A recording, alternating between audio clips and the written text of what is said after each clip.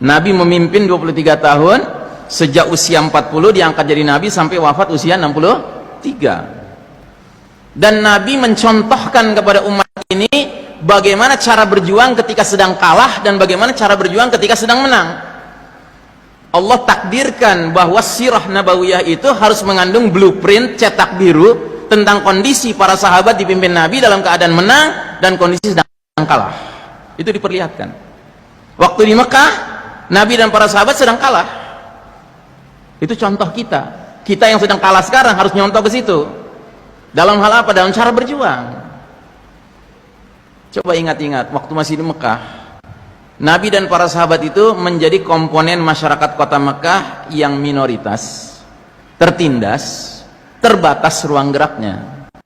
Setiap hari mengalami kriminalisasi, marginalisasi, penganiayaan, penzoliman, penyiksaan, pengusiran, bahkan pembunuhan. Kalau bullying sudah sehari-hari, dibilang orang gila, dibilang gak waras, dibilang tukang sihir, ya kan? Itu di Mekah. Tapi dengan segala penganiayaan yang dialami oleh Nabi dan para sahabat, apa yang dikerjakan oleh Nabi dan para sahabat?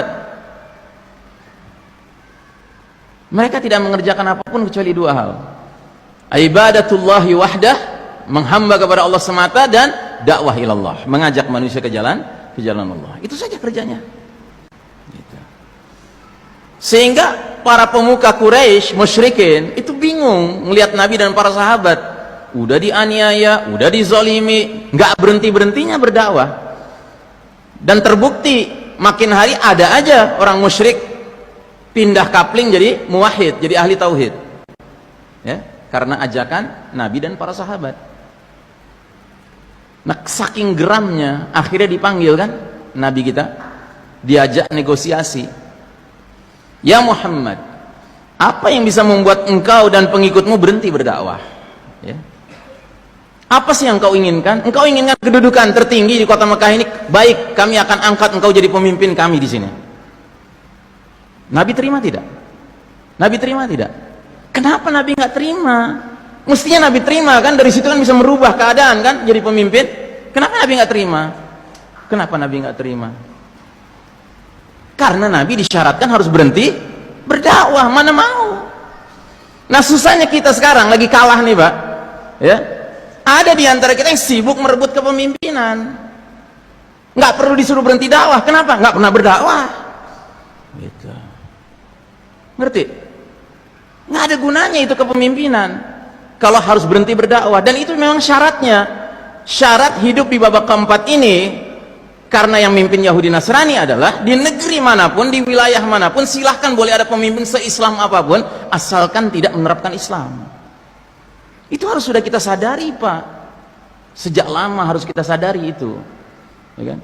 So don't play the game, don't get involved with the game. Jangan ikut-ikutan, ikut bermain gitu. Kita jadi barang mainan. Dan terbukti mahal betul harganya, triliunan, Pak, pakai kerdus lagi. Sakit betul ya kalau ikut. Kalau nggak ikut mah nggak sakit. Karena apa? Karena ngerti gitu. Ya, jadi Allah Ta'ala mentakdirkan Nabi kita mengalami kondisi di Mekah untuk jadi pelajaran bagi umatnya yang ditakdirkan Allah juga berada dalam kondisi mirip kayak di Mekah. Kita kan kondisinya sekarang kayak di Mekah, Pak. Bahkan lebih gawat kita. Kenapa? Karena Nabi dahulu mengalami penganiayaan, kriminalisasi, marginalisasi sebatas wilayah Mekah, paling jauh Jazirah Arab. Sedangkan kita umat Islam sekarang dianiaya skalanya skala apa, Pak? Skala apa? I can't hear you. Saya nggak bisa dengar. Skala dunia, Pak. Ini skala dunia, Pak, kita penganiayaan sekarang. Ya. Belum kita selesai dengar yang di Palestina, tiba-tiba muncul yang di Syam, yang di Suriah. Ya kan? Belum selesai yang di Suriah, muncul di Myanmar. Ya kan? Belum selesai di Myanmar, muncul di Xinjiang. Belum selesai Xinjiang, muncul di Kashmir. Bahkan muncul di Indonesia, ya kan? Indonesia negeri penduduk terbesar sedunia, ya kan? Bisa-bisanya di negeri ini hampir tiap hari kita dengar Quran dilecehkan, Nabi dilecehkan, Islam dilecehkan. Ya. Kenapa itu? We are living in the darkest chapter of the Islamic history. Istayqidh ya ummati. Wake up, my dear brothers and sisters. Kita sedang hidup di babak paling kelam dalam sejarah umat Islam. Kalau sudah tahu kita di babak paling kelam, ya hendaknya kita ambil banyak pelajaran dari masa di Mekah. Di mana para sahabat nggak ada kompromi, nggak ada cerita mereka kompromi, ya kan? Tapi mereka nggak berhenti mengerjakan tugas pokoknya. Apa itu? Ibadah satu, dakwah dua. Nah, jadi saudaraku rahimakumullah, kalau anda melihat orang-orang yang konsisten berdakwah terus gitu kan di masa seperti sekarang, itulah orang yang benar, itu yang semestinya. Gitu. Karena apa? Karena memang dunia sekarang ini sedang gelap.